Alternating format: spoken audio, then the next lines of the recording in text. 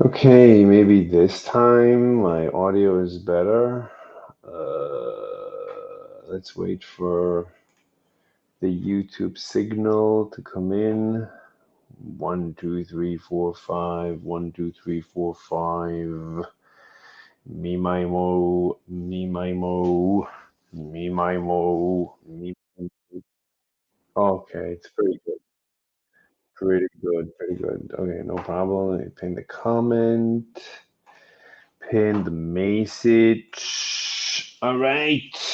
So after all of that, okay, we can start. So last time we were discussing the carbon cycle. This time, maybe we should just start listening to the actual video from Mr. What's his name? What is his name? Thunderfoot. So let's go. Let's find Thunderfoot's video. Thunderfoot. Thunderfoot. There it is. There it is. Copy the link and let's paste it. That's not urgent. We can do this later. Oh, hi. Hi. Um, so what we need to do is share, present, share, this guy. Okay, this time I think we should just try and listen and respond to this guy and see if we can understand it, analyze it. So let's get started. And CO2 can be extracted from the atmosphere and stored underground. Wait. And CO2 can be extracted from the atmosphere and stored underground to create negative emissions and reduce the CO2 content of the atmosphere. So this is our prototype air contactor. This is the smallest module of what will eventually be multiplied up many times to form our full-scale system. Air capture absorbs carbon dioxide that's already been emitted. This seems to be one of the only feasible ways of trapping emissions from small mobile sources like cars, trucks, and planes. Here at Carbon Engineering, we are developing technologies to take carbon dioxide directly out of the atmosphere. With the appropriate design at the right scale, we can start today. Nope, it's all financially dead on arrival. It's all financially dead on arrival? I don't know. So they're just trying, let's say they're trying to capture carbon dioxide from the air. Yeah, that's called the biosphere. Right? They're trying to capture carbon. They're not trying to capture carbon dioxide. They're just right? They're only, I mean, oxide. Nobody cares about the oxide. The claim is that carbon dioxide is problematic. So if we can just extract the carbon, leave the oxygen in the atmosphere, oxygen, I guess, is a coolant. So they want to basically capture the carbon. It's called carbon capture. So they want to capture the carbon. Okay. So trees capture carbon. We humans, we capture carbon. Houses in the United States are made out of wood. That's carbon capture. Paper is carbon capture. Anything, I mean, even your sheets, if they're made out of cotton, cotton is carbon capture. Your plastic bottles are that's made out of carbon. That's actually natural. That's made out of what they call fossil fuels, and fossil fuels are just ancient trees and organisms. That's carbon. So plastic is carbon capture. You know, and so there's many ways to capture carbon. Why does Thunderfoot claim that it's financially dead on arrival? I don't know. Let's listen. Wait, that's the wrong screen. This screen. All greenwashing vaporware, and it's trivial to prove as such. So it all boils down to this. This is essentially gasoline. It is the absolute king of cheap, safe energy density. There is a very good reason why we use almost exactly the same stuff to run our cars today as we did 100 years ago, because the chemistry has been well understood for over 100 years. Nothing is going to beat this in terms of energy density. It's just a teensy tiny problem. When you burn this, it releases carbon dioxide, which heats up the planet. So it really doesn't matter which one of the So the claim that if you burn it, it heats up the planet. So um, let's assume we take all the carbon from the ground, right? From ancient bio, right? The fossil fuel is biofuel. These are just ancient, it's just ancient biosphere. It's just the living biosphere, the biology that got buried for some reason. So the carbon got buried. And when we humans take it out of the ground and burn it into the atmosphere, we're just recycling it. So even if you claim that we're going to be placing all the carbon back into the atmosphere as carbon dioxide, we're just replenishing the original state of the atmosphere. We're bringing the atmosphere back to its original state. Now, in its original state, let's say half a billion years ago, or even 4 billion years ago, it was, right, that's how life started. So it was good for life. So why it didn't superheat? Earth didn't superheat. So so why would you say, right? He says that it's going to heat the planet. Let's say it's true that it's going to heat the planet. Well, it's only going to heat the planet as much as the planet was hot, or the atmosphere was hot before all the carbon got buried. It's not like we're doing something that never happened before. We're actually returning the state of the planet back to what it was before, you know, whatever, to some before time. So, some before then, in all the before times, everything was fine, right? Everyone is saying, well, we humans are destabilizing the climate. But everyone agrees that before we humans arrived, everything was perfect. Well, so we're returning the state of the planet back to what it was either half a billion years ago, or 100 million years ago, or 4 billion years ago, whatever it is, we're returning it to its natural state. And it never superheated, it never overheated. Whatever temperature it was, it was natural. So what's the problem with returning it to its original state? That's one question. Another question I would ask is, when I take one molecule of carbon and I burn it into the atmosphere by combining it with oxygen, with two oxygens, it's now floating in the atmosphere. When it floats in the atmosphere, it's going to get captured by a photosynthesizing organism, and it's going to take that carbon from the carbon dioxide and use it to build itself and dispose of the oxygen. So when we dig up a single molecule of carbon from the ground, all we're doing is we're injecting it into the biosphere, which means we're just regrowing the biosphere back to its previous state before that carbon got buried. And the actual concentration of carbon dioxide in the atmosphere has not changed. Every time we dig up a carbon molecule, a carbon atom from the ground, and burn it into the atmosphere, we are not changing the concentration of carbon dioxide in the atmosphere in the long run. In the beginning, yes, we're introducing a molecule of carbon dioxide into the atmosphere. But in the long run, it's going to get absorbed into the carbon cycle. and it's going to increase the mass of the biosphere. We're just going to create more life. It sounds like the environmentalists, which are pro biosphere, they're pro nature, well, they should be delighted that we're doing this. Let me make sure the audio is fine. I think this is it. Let me hear it. Let me. Yeah, it sounds okay. Sounds fine. Right?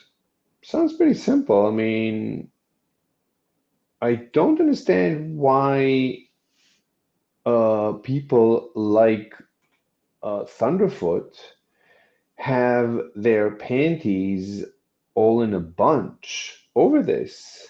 What's so confusing? As we dig up carbon molecules, carbon atoms from the ground, from what they call fossil fuels, right? It's fossils.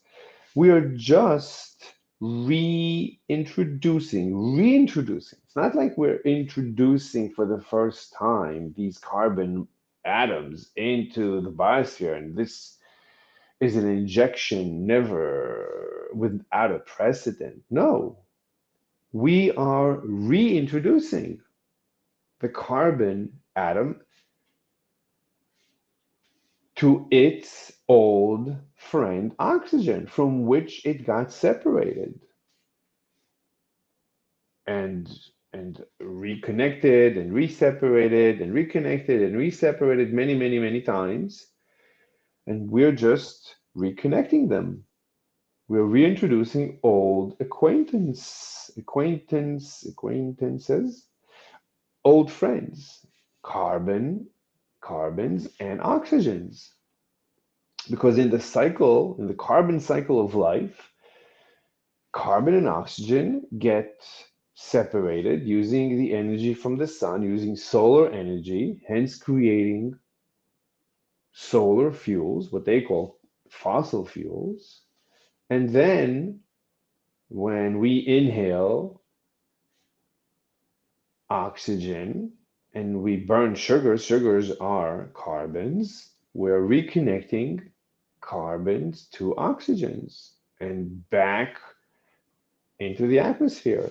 And then plants and photosynthesizers absorb the CO2, use energy from the sun to break it apart, absorb the C, release the O2. We then eat the photosynthetics.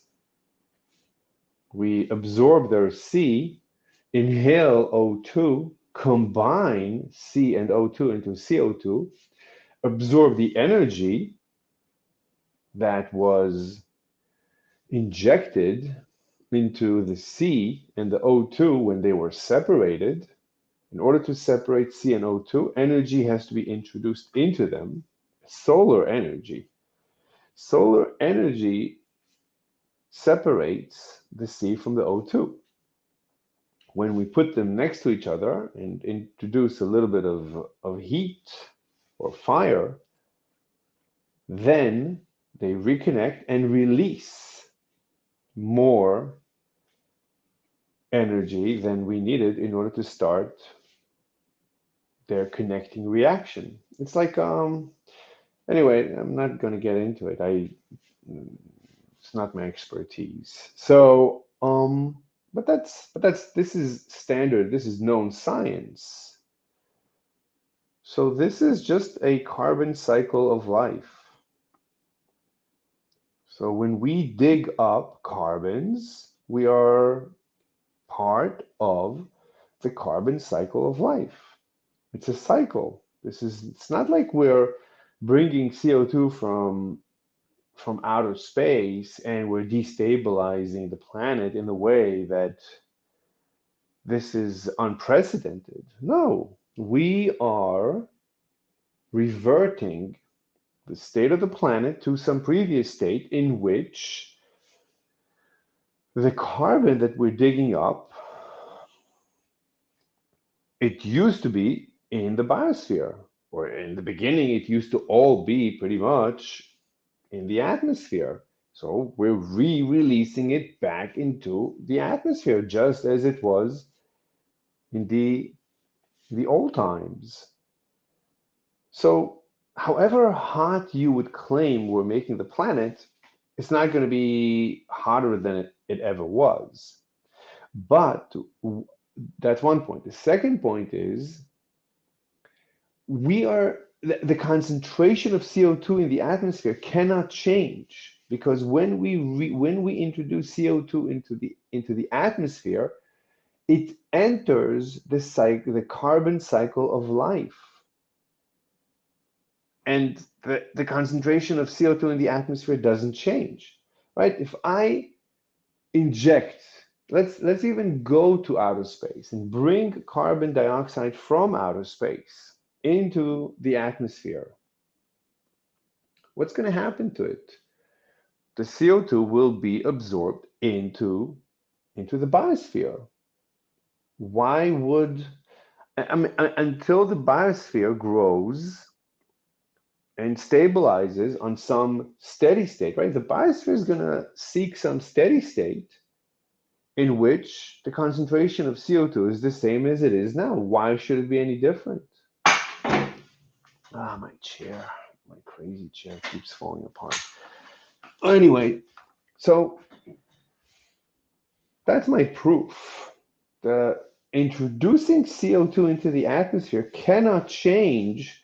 There's no reason to expect a change in CO2 concentration in the long run. Instantaneously, when you release CO2 into the atmosphere, yeah, you could say when I exhale, in my room right now, I'm exhaling, yeah, the concentration of CO2 is rising, concentration of O2 is dropping. And then when I leave the room, the concentration of CO2 is going to drop, it's going to diffuse with the outside world, and it's going to reach some steady state with the entire biosphere. It really depends on me and the biosphere. Right? Let's assume there's only me and a biosphere, and we are introducing CO2.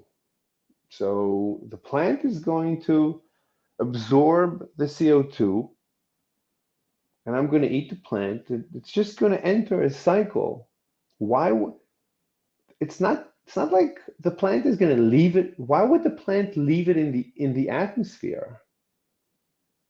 The plant is going to say, oh, look, there is a higher concentration of CO2. Great, I can grow more. So the green biosphere, the photosynthetic biosphere, is going to grow when we introduce a higher concentration of CO2 in the atmosphere.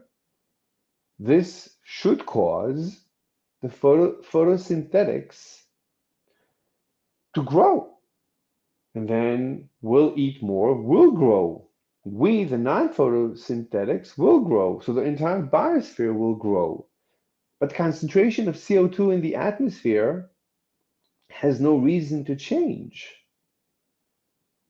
The concentration of CO2 right now is determined by a balance in the carbon cycle of life between the photosynthetics that split C from O2 and absorb the C and grow, and the non-photosynthetics that recombine the C and the O2 and absorb the energy and use the energy to do stuff and absorb some of the C and grow.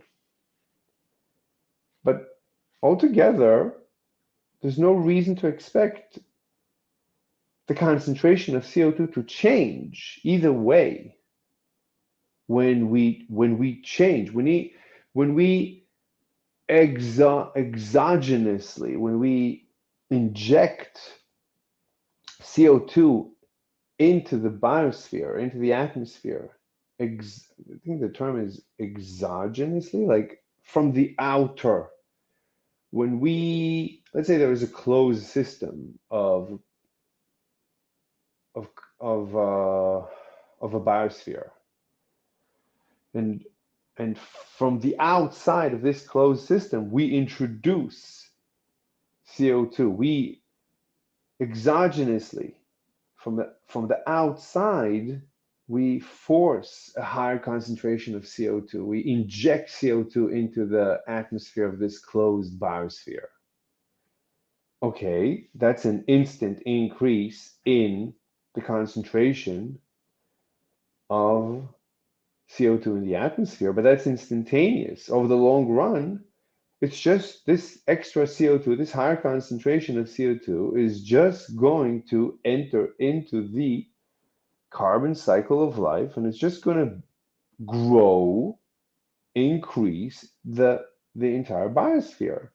But the concentration of CO2 should drop to the current state before the exogenous introduction of the CO2, before the exterior introduction of the CO2 into this closed biosphere.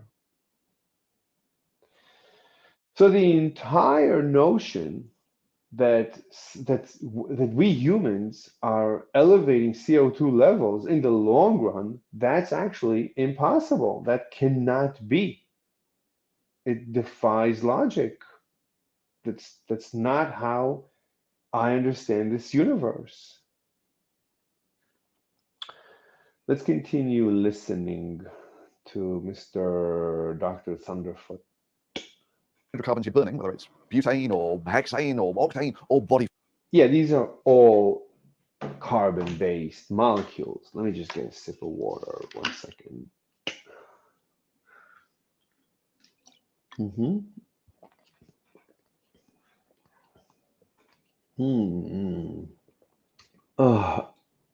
Maybe, so Karen says, maybe your chair is falling apart due to a lack of C. A lack of C. My chair, like most things in the world today, is mostly plastic.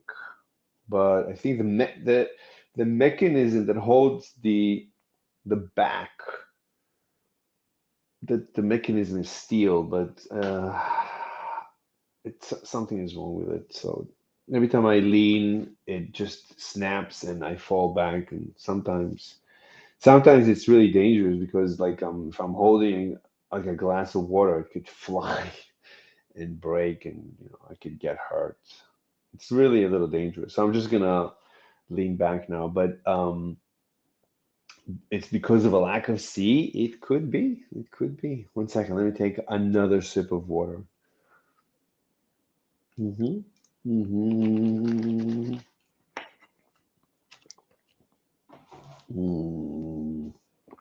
Mm-hmm. Ah, water. Mm-hmm. All right. So, I mean, even at this point, I don't think we need to listen to any more of what Thunderfoot has to say, but I want to listen because I got the feeling when I was listening to this, and I've been listening to Thunderfoot for years. And my feeling is that he doesn't understand the carbon cycle. He cannot explain the carbon cycle. He doesn't understand the carbon cycle of life. He doesn't explain global warming from first principles. See, I can explain global warming from first principles. I can start from a first principle such as the creation of the planet, right? We all know, or from the creation of the universe. I can discuss global warming from the perspective of, let's start from the Big Bang, right? From the Big Bang, the universe cooled down and atoms formed and electrons, and then hydrogen formed and hydrogen clouds formed. Then they collapsed and formed stars, and the stars exploded at the end of their lives. And this, we went through a couple of cycles, and the sun is now a third generation star. And the earth is just dust from all these leftover explosions. local explosions and other explosions because like gold, the gold that's on Earth is only created during very large star explosions. But whatever. Okay, so all right, and then the Earth formed, and the Earth in the beginning was, really hot. Obviously, it was magma, and the atmosphere was CO2. That's just the way the Earth formed. Everyone agrees. And then the life appeared. The first photosynthesizing life appeared because of, I guess, because of the pressure of all the CO2, the evolutionary pressure, I mean, not physical pressure. The evolutionary pressure of CO2, the abundance of CO2 allowed for, and sun allowed for first photosynthesizing uh, organisms to evolve in a biogenetic process, one way or the other. Slave House, the old lady. I don't discuss. I cannot discuss that. I've been asked not to discuss it. So, and I find it personally boring to discuss my personal life. My personal life is terrific. I'm very happy with everything. So, and I think it's better at this point to stop discussing my personal life. But everyone is happy. No complaints. Thank you. So we can continue. Um, let's continue. Let's make sure the audio is okay. Very nice. Very nice. Very nice audio. Let's continue. fat. They're all essentially the same chemically. They're all hydrocarbon. So how much carbon dioxide you're going to get from burning a kilo of any of these? And for reference, Right, so he's going to start doing like mathematical calculations. I don't see the point. All we need to know is that the biosphere wants to enter some steady state, right? There's a war, so-called, between the photosynthetics and the non-photosynthetics. There's a war, or there is what do you call it when two kinds of life cooperate? Um, like a cooperation. I forgot the name. Um, so they, right? So the photosynthetics, the photosynthesizing organisms on the planet, and the non-photosynthesizing organisms on the planet, they complete each other. One without the other, right? Either if you only have photosynthesizing organisms, well, you're going to end up with a purely O2 atmosphere and no more CO2. So photosynthetics are going to die. They're going to die out. And if you only have non-photosynthetics, so they're going to consume all the O2 from the atmosphere, and the atmosphere is going to be completely CO2, and they're going to die out.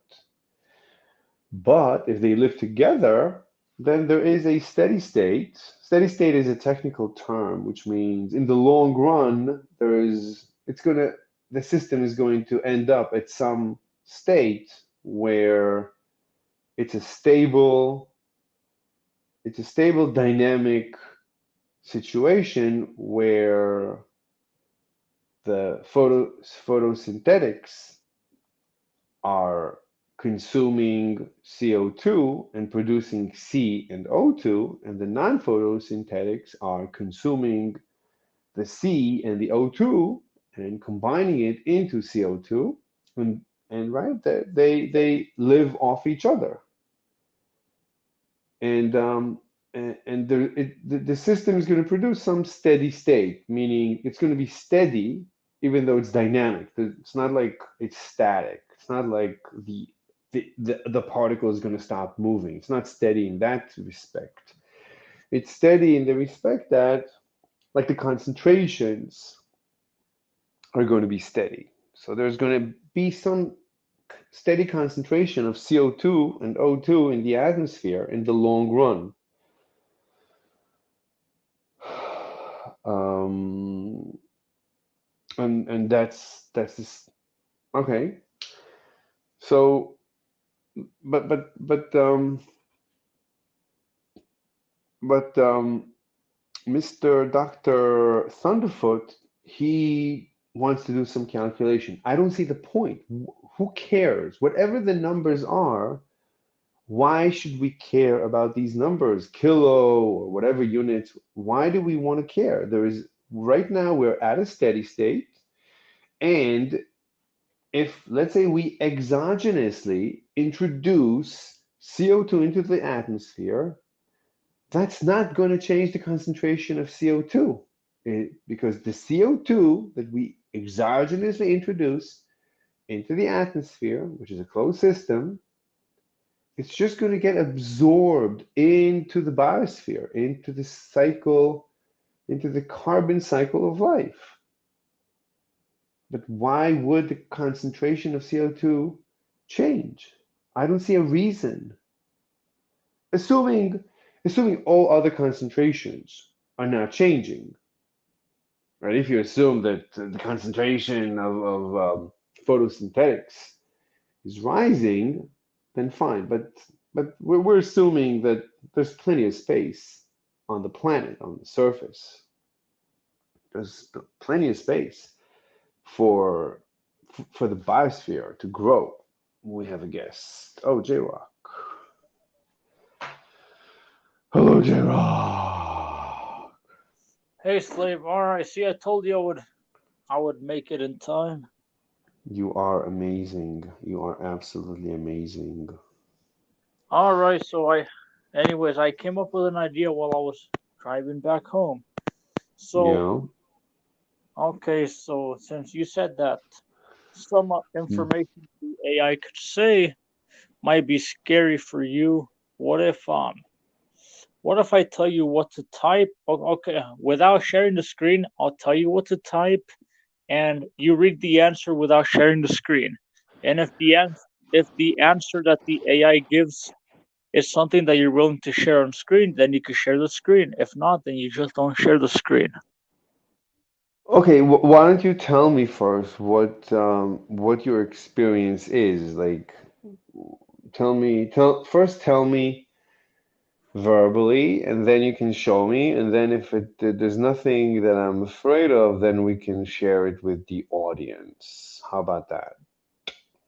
Uh so um so everyone's in the living room where the computer's at, and I'm trying to be away from where everyone's at right now. Okay.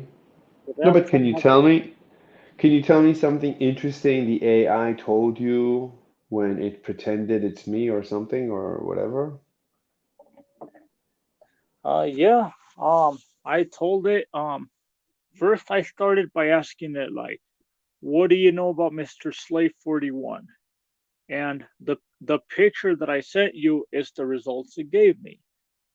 So that Right, but it just basically copy pasted the about, my about and stuff. yes, And it gave some stats about my channel and stuff. But that's not, why is that interesting? It's nice. It's nice that the AI is so powerful that we are living in the midst of an AI revolution. yes, that That is is correct. It nice. is. Yes, yes. But okay, but we all know this by now. Okay, so Why? the next thing I asked Hmm. it is in the style of Mr. Slave 41. Tell me if Hmm. 1 plus 1 equals 2. And then it gave me a whole details about how, it's a social construct and everything. That's good. That's terrific. That's Um, amazing. let Hmm. me ask you this, Mr. Slave. How do you feel about the movie Forrest Gump? Do you like it? Do you hate it? Or you don't have an opinion on the movie? I used to love it. I used to really like it. I mean, I once watched it with a girlfriend that I had at the time, and after the movie ended, we were both sitting and crying. It was very touching. We were both very young. Okay, so I guess Um, maybe the AI isn't accurate in that sense. Maybe because it was a long time ago and your personality might have changed since then, but yeah, my personality is completely different. I'm much less emotional today. so I asked the AI if I don't watch movies anymore. I cannot find any movies interesting at this point. okay, so I asked the AI in the style of Mr. Slave 41, tell me if Forrest Gump is a good movie. And then it gave me its thoughts like scientifically, I don't think it's a good movie. You don't learn anything. You don't learn anything from it. There's nothing to gain really from the movie. That's what it basically told me.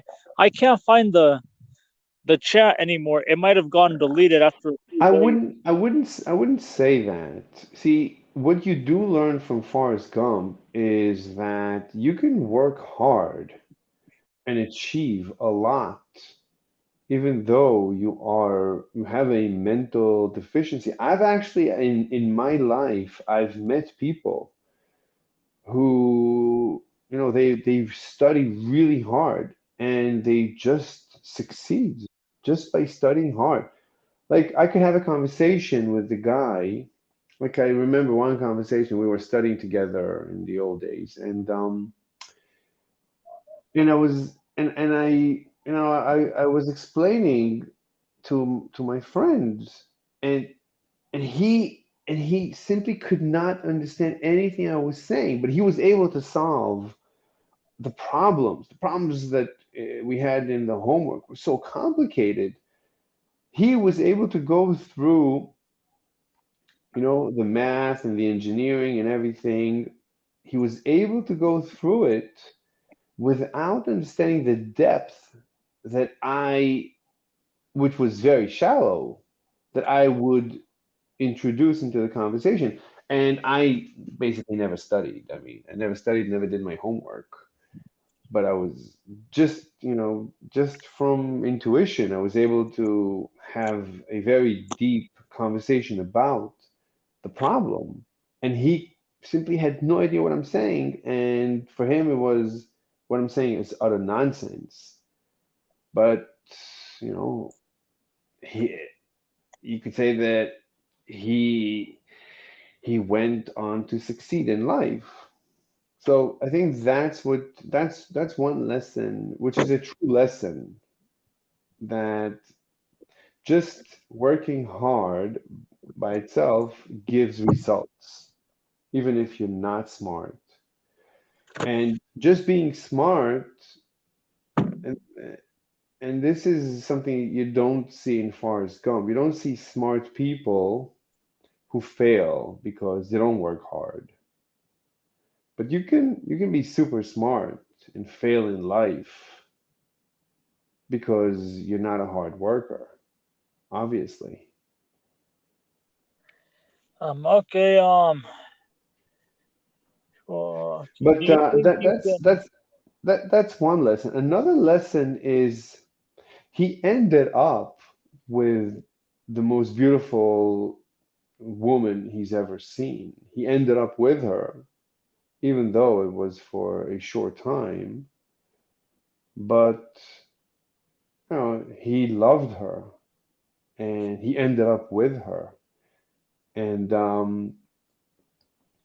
even though he was like obviously not smart, and for her it was, she didn't like it that he's not smart. But at the end, she realized that she wants to be with him at the end.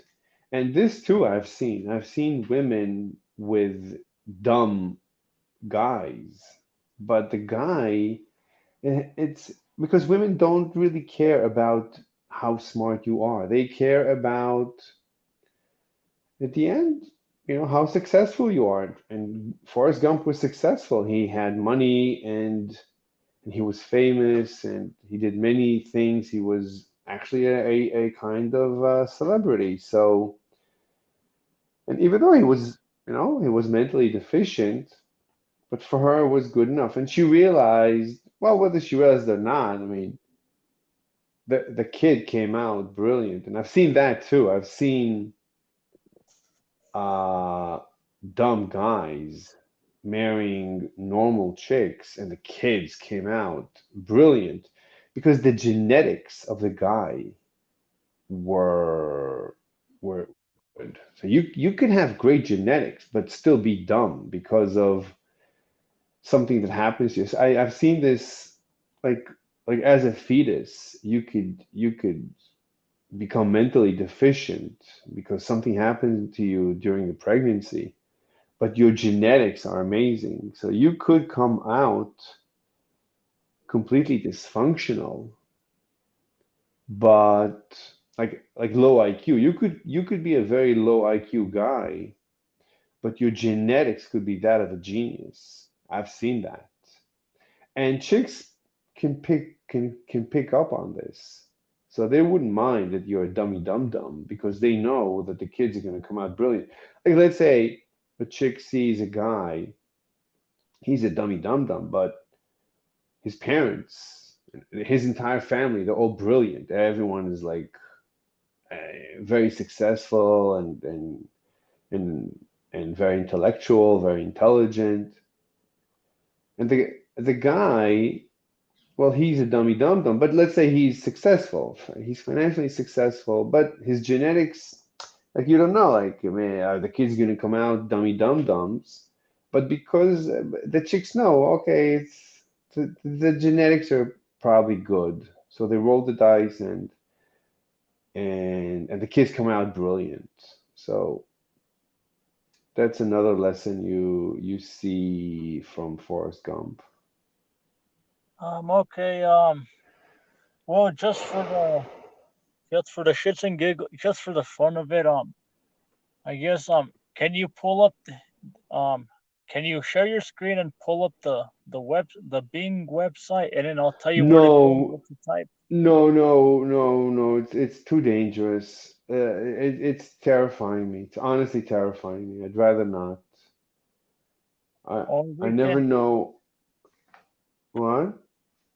or like I said, we don't have to do your style. We could ask you one about one of your heroes. We could say, in the style of Albert Einstein, can you tell me if Forrest Gump is a good movie? And we'll see what it says in Albert Einstein's perspective. Um, why is that important? It's like I don't care about Forrest Gump, and I honestly don't care what Albert Einstein would say about Forrest Gump. It's like two things I am not curious about. I'm more curious about Einstein's problem with the singularity in the black hole and quantum gravity. Like, why did Einstein feel that he needs quantum gravity? I don't need quantum gravity. I don't understand. Einstein was smart. Why couldn't he understand that we don't need quantum gravity and that general relativity is perfect the way it is? So I don't understand it. I mean, I'd like to have a conversation with not even Einstein, like any physicist. It's so difficult to have access to actual scientists. Like that's why I go to Discord and try to have conversations. But most people on Discord that I've just had discussions on physics in physics with, I mean, the guys pretend to understand physics and they just spout terms. They just throw terminology that has nothing to do with the topic, but it sounds like they're geniuses because they're just throwing all the terminology at you. They're trying to impress. But I'm actually interested in having You know, I'm actually interested in understanding quantum physics and black holes. I just want to Okay, have a conversation. Yeah. all right. If you could have a conversation with anyone right now, who would you have a conversation with? Anyone who thinks they understand modern physics. Okay. Do you know of If any you people in particular, like names, public figures that have that knowledge? know, oh, like there's many of them, but I mean, sure. I mean, any PhD in physics, anyone with a PhD or even a master's in physics. Um, I don't know, you know. Actually, I know people with PhD in physics, and they have no idea about general relativity or quantum physics. So I don't know. I mean, anyone who's an expert, anyone who feels they are an expert in quantum physics, I'd like to talk to them, or black hole formation. If anyone thought enough about black hole formation, I'd like to talk to them. Anyone who is an expert in quantum gravity or in the problem of quantum gravity, I'd like to have a discussion with them. Okay, well, until we find that person with with the qualifications and knowledge that you're looking for to talk to them about it. Um, can you try to have a debate and discussion with the AI and see if it can maybe enlighten you a bit, you know? We can try.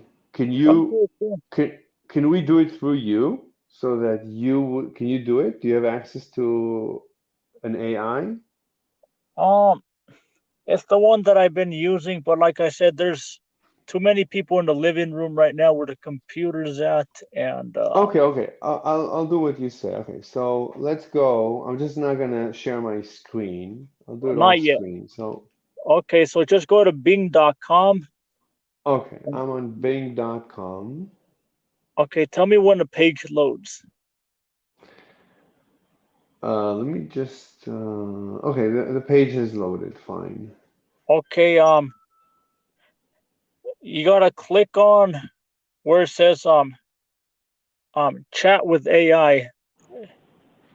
Do you see a button that says chat? Hold on just 1 second.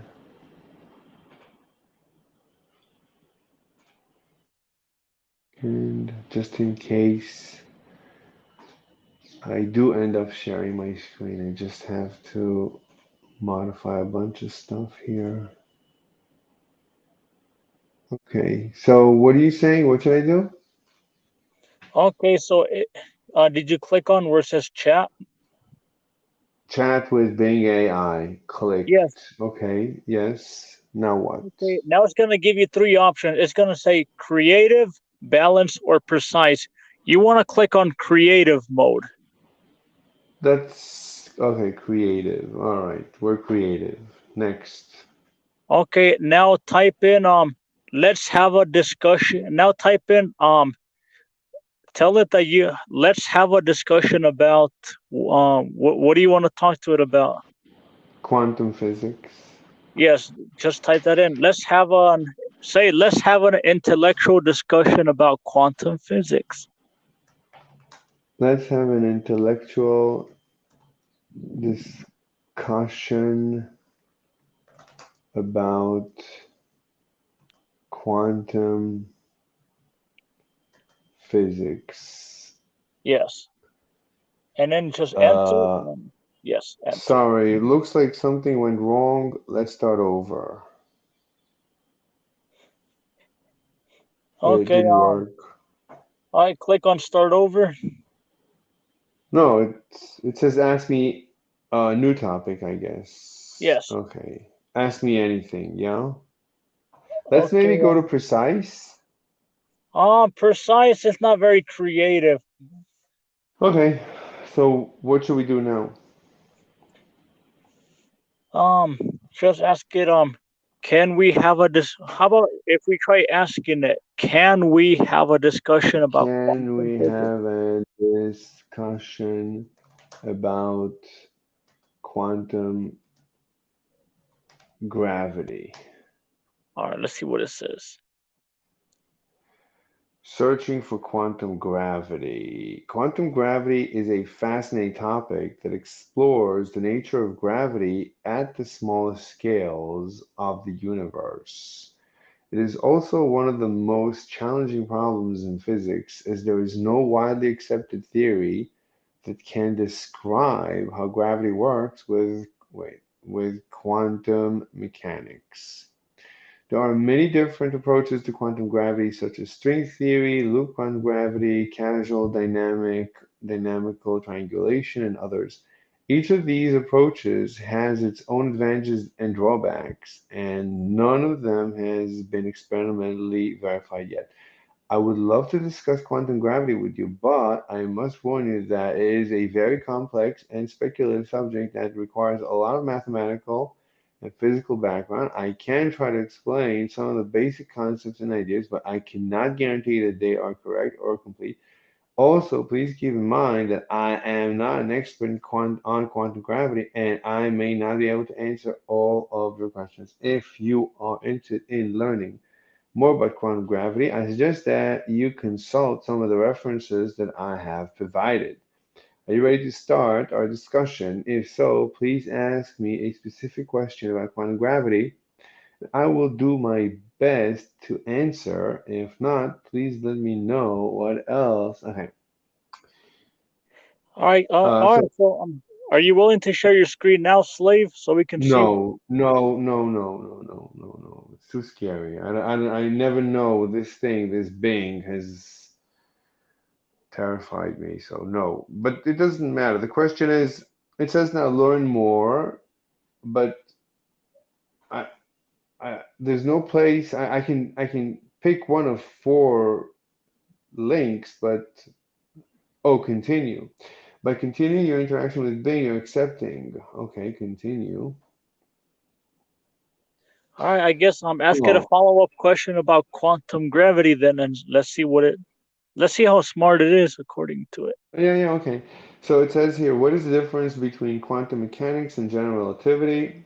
How does string theory? I don't care what string theory. No, my question is, specifically, how does quantum gravity and black holes, how does quantum gravity and black holes work together? Not how does. How do quantum gravity and black holes work together? Okay, let's see the response. All right.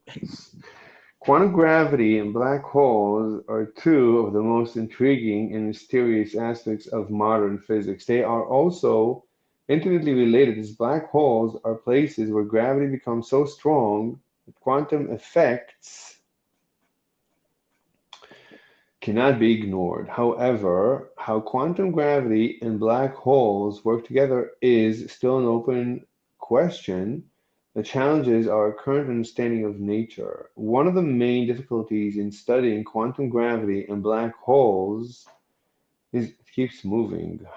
Um, is that we do not have a complete and consistent theory of quantum gravity that can describe what happens inside and around black holes. There are several candidate theories, such as string theory, loop quantum gravity, casual dynamic triangulation, and others, but none of them has been fully tested or confirmed by experiments. Each of these theories has its own assumptions and predictions, and they often disagree with each other on some key issues. Some of the questions that physicists are trying to answer about quantum gravity and black holes are: what is the fate of the singularity?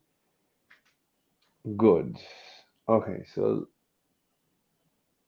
Good. It brought up the singularity. That's good. What is the fate of the singularity, the center of the black hole? A singularity is a point where the density and curvature of space-time becomes infinite. And the laws, okay, so it just made a claim. It just made a claim.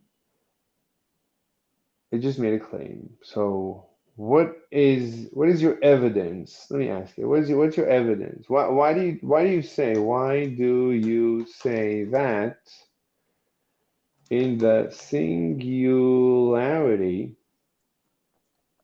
in the singularity the density becomes infinite, right? It said that a singularity it defined a singularity as is a point where the density and curvature of space-time becomes infinite. That's good enough. Okay. Huh. So the density becomes infinite. So why do you say that in the singularity the density becomes infinite?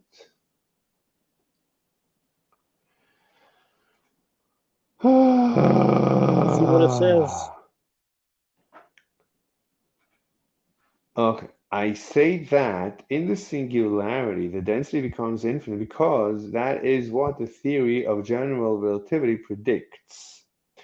According to this theory, gravity is the result of curvature of spacetime caused by the presence of mass and energy.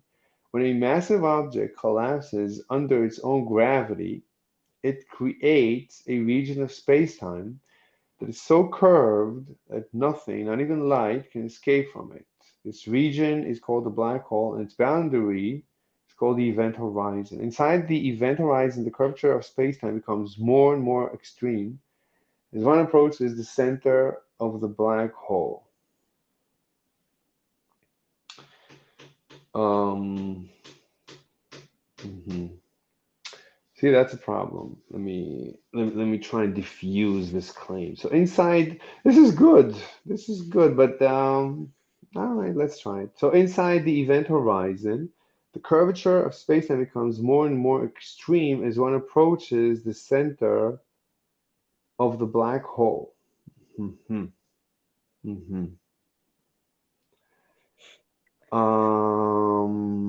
Why do you say that actually? Why would you say that?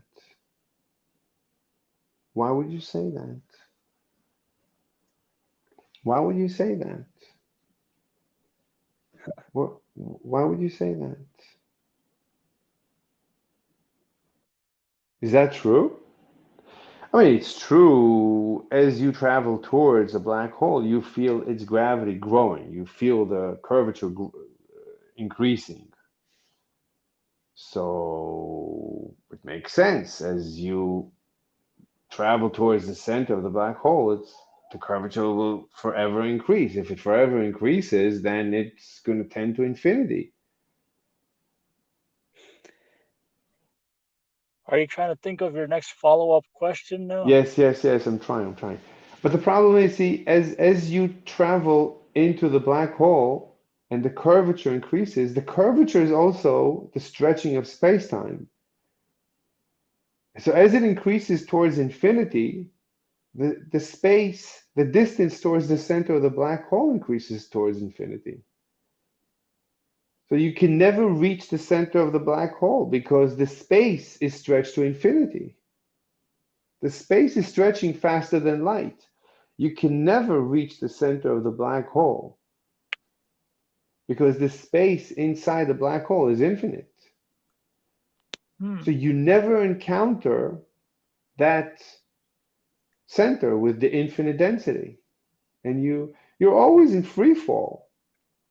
You're just always in free fall. Yeah, you measure a higher and higher gradient of the curvature, meaning your feet and your head are experiencing different levels of gravity as you fall closer and closer towards the center. That's fine.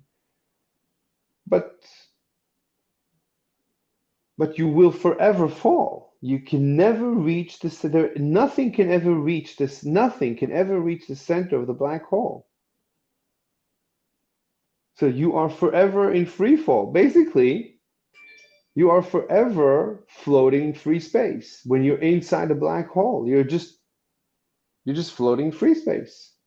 You're just floating there, right? That's what it means to free fall. You don't Yeah. feel the gravity of the black hole. You don't feel the curvature of the black hole. You feel the gradient of the curvature, but you don't feel the curvature. You cannot measure curvature.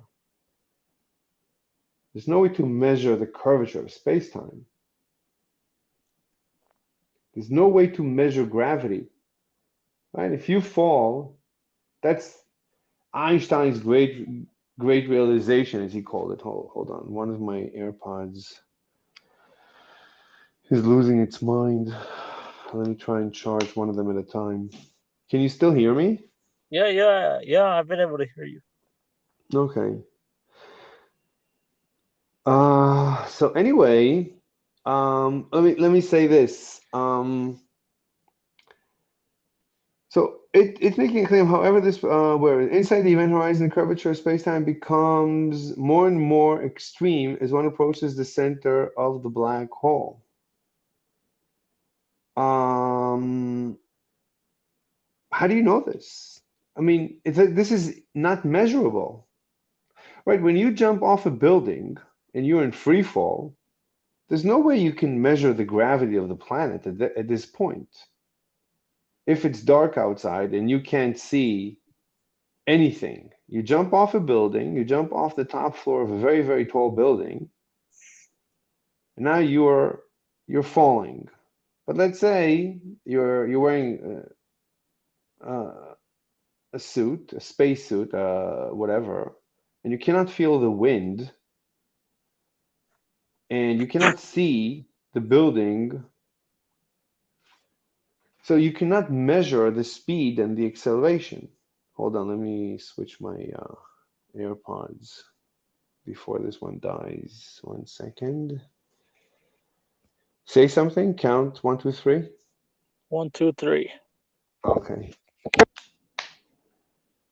So as you jump off the ledge of the building and you're in free fall, you cannot tell that you're falling.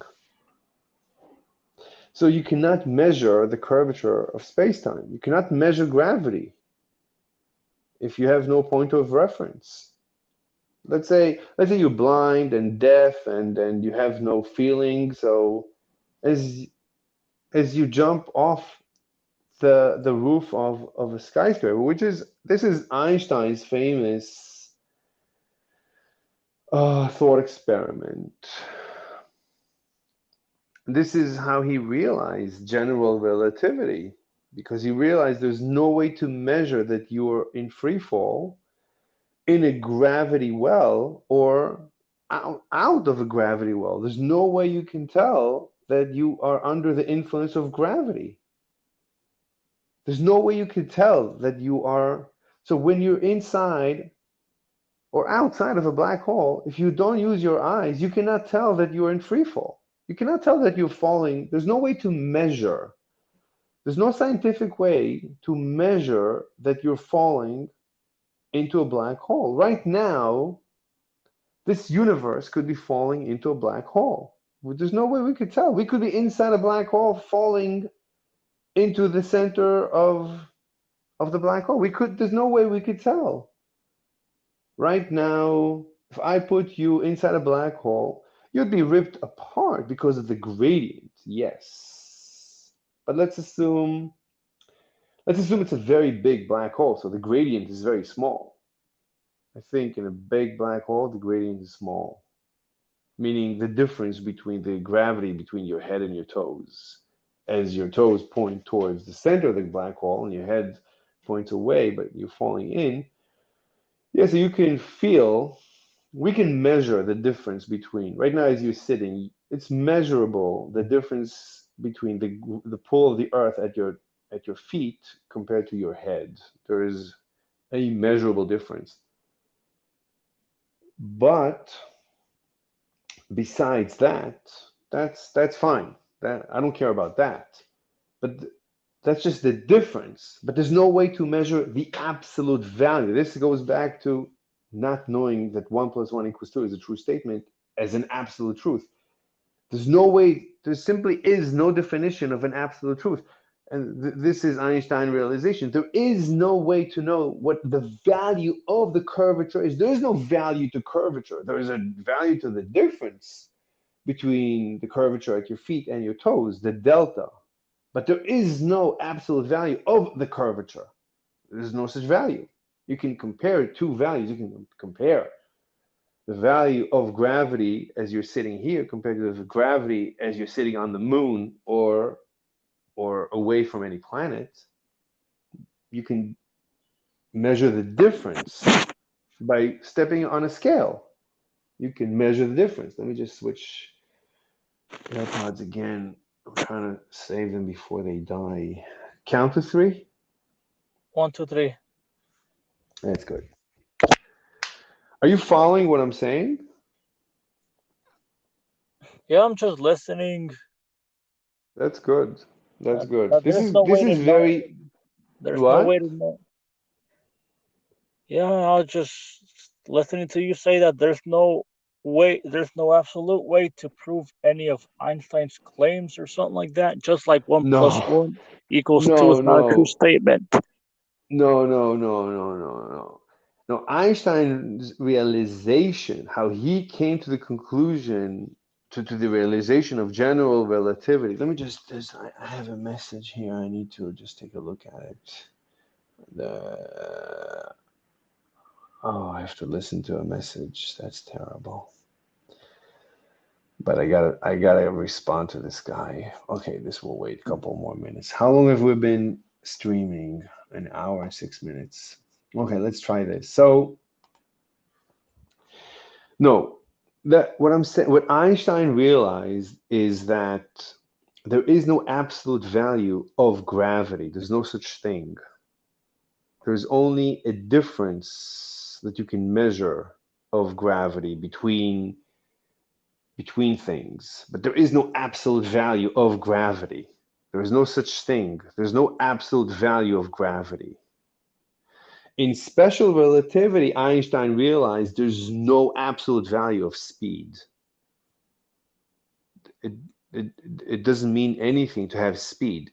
Anytime you say you have a speed, you have a velocity, it has to be in reference to or relative to some observer. That's why it's called relativity. This is the word relativity. Relativity just means there is no absolute value. All you have is a relative value.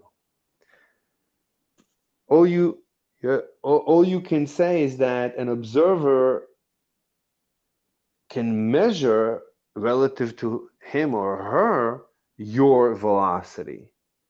But if you are just free floating in outer space and you're blind and deaf and you have no instruments and nothing, you can't see anything, then how do you know what your speed is? You could be traveling very fast or very slow, backwards or forwards, and you would never know it because there's no definition of speed unless someone is measuring.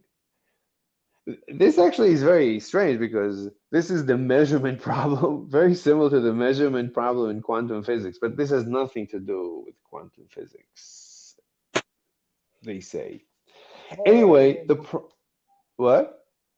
I said, all right. Before you have to get going and respond to the guy, just try to think of one last follow up for the AI to address him. Yes, yes, I'm trying hard. So look at what it's saying. It's saying inside the event horizon, the curvature of spacetime becomes more and more extreme. Right. But as one approaches the center of the black hole, you cannot know this. You can measure. No, you cannot measure this. That's impossible. Impossible to measure. Why would you say this? How could you say this? You cannot say this. Why do you say this? Right? Let's say you are on a spaceship falling into a black hole. But now I cut off all your instruments, and now you're blind and deaf, and you have no access to, right?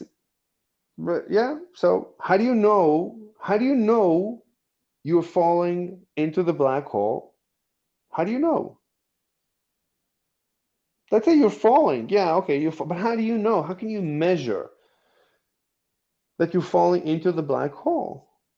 Being blind and deaf, and you only have the instruments on board your spaceship. How can you know you're falling into the black hole? How can you measure gravity? You step on the scale, you can't. You're floating. You're floating inside your spaceship. So you cannot measure gravity. Gravity is just another word for the curvature of space-time. All of this stuff that you're thinking out loud, you're allowed to be able the AI lets you write all this down. You don't have to limit your question to like a No, single no, sentence. no, no. No. I just want to form a question that will checkmate the AI, so it will say you're right, Oh, okay. and quantum gravity is, we don't need quantum gravity. My claim is we don't need quantum gravity. There's no need for this. Einstein died trying to figure out quantum gravity. I'm trying to understand, why did you need it? You don't need it. Quantum, what are you trying to resolve? There's no question to resolve. Quantum gravity tries to answer a question, but the question doesn't exist. That's my point. So I'm just trying to checkmate the AI. Let's try and do it. So again, the AI says inside the event horizon, the curvature of space-time becomes more and more extreme as one approaches. So the question is, how do you know this? How do you know? Let me just copy paste. How do you know? Let's try and say this. So you said, and I'm gonna quote, paste. How do you know this? What's your evidence of this? That inside the event horizon, the curvature of space-time becomes more and more extreme as one approaches the center of the black hole. How do you know this? This is a violation. I would say that this is a violation of general relativity. General relativity says you cannot know that you're falling or not falling. You cannot know. There's no way to measure it. This is the assumption on which general relativity is founded. Let's try it. All right.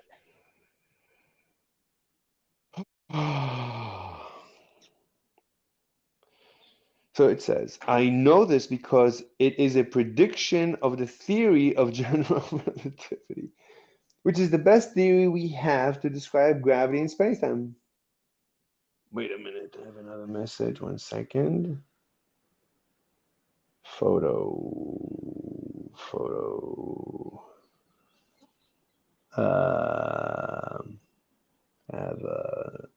I have to go somewhere. Soon. What is this? To where?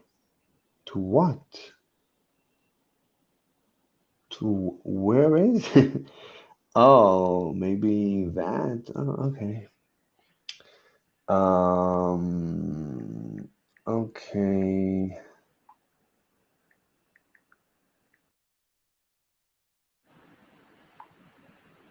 One second.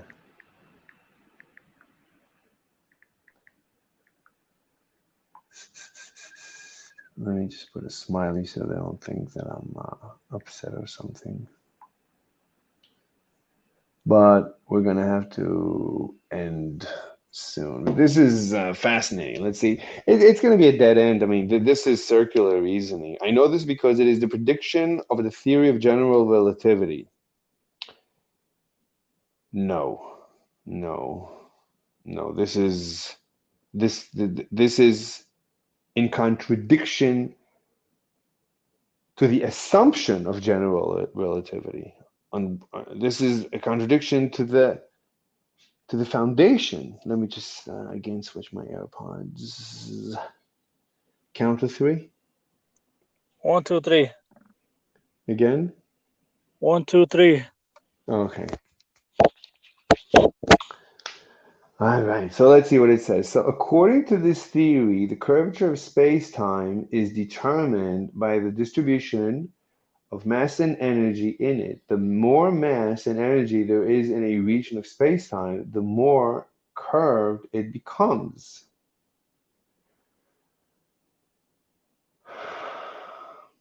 A black hole is an object that has very large mass concentrated in a very small region of space-time. So its curvature is very high. The event horizon is the boundary of the region where the curvature is so high that nothing can escape, not even light. Inside the event horizon, the curvature increases as one gets closer to the center of the black hole, where there is a point of infinite curvature called the singularity. This is what the theory of general relativity predicts, and it has been confirmed by many experiments and observations that test its validity. Yeah, general relativity has been validated. But this prediction you're making is not a prediction of general relativity. It cannot be. It's against the assumption. Let me try and checkmate it. This will be our last attempt. So let's try this. So I would say this. Let's try going about this a different way. So it says that as you get closer to the center of the black hole, the curvature increases, right? So according to this theory, the curvature of spacetime is determined by blah, blah. The more mass is in a region, the more curved it becomes. A black hole is an object, very large mass in small regions, so its curvature is very high. The event, okay, so you claim the curvature inside a black hole is very high. If the curvature is very high, that means space is being stretched. That's why light cannot escape. Light cannot escape because as light is traveling towards the outside of the black hole, space is stretching faster than light can travel. So space is stretching faster than light can travel. So how can you ever reach? So you agree that we can never reach. It's unreachable. Let me try this. Wait. You've reached the conversation limit for today. Oh, I'm not signed in. It doesn't matter. Look, it's a dead end. It's a dead end. I mean, let me just see a message. Okay. It's a dead end in this discussion is a dead end. This is I need to speak to a person. This is useless. If you had an account with Microsoft, you would be able to sign in. You could have up to 30 messages in a single conversation as opposed to 5. Okay, either way, I gotta go. This is maybe next time that's what we'll do. All right, next time you just got to sign into your Microsoft account and you could have 30 Yeah. turns. Yeah, we could do that. We could do that. All Maybe I'll right, but at copy least this paste each thing, time it says something. I'll just copy paste it so we can share it in some other text. Because I just I don't like Bing. I never know what it's going to say, and that scares me. Anyway, maybe what you you could want to say copy and something? paste it into a Microsoft Word document. No, I can't share a Word document. I can share like an online notepad. Will find an online notepad and I'll share that. All right, that works. All right, then I guess we'll just call it good for tonight. Yeah. This was very good. I mean, this is good stuff because this finally allowed me to debate without the constant interruption of people on Discord that don't let me talk. Finally, I was able to explain my issues with quantum gravity and the singularity. So thank you for that. Thank you for insisting. All right. Well, All right. I'm glad you gave that AI a chance. You know it. Yeah, I'm glad you gave it a chance. It's good.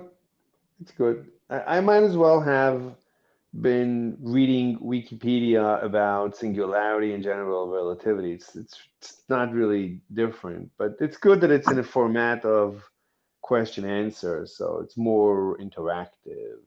So it puts you less to sleep, and maybe the audience likes it a little better. But it's good that we've recorded it, and now people can reference it.